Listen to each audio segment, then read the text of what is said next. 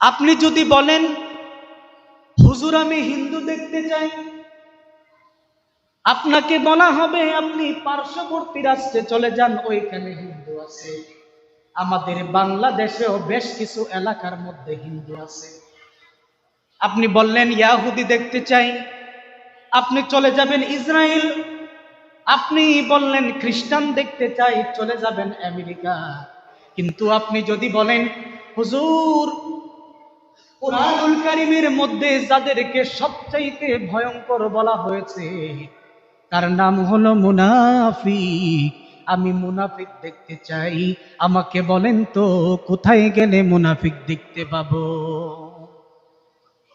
উত্তর হবে, ও বন্ধু আমার, কোন অমুসলিম দেশের মধ্যে গিয়ে আপনি মুনাফিক খুঁজে পাবেন না, বরং মুনাফিক খুঁজতে হলে মুসলমানের ভেতরেই মুনাফিক খুঁজতে হয়।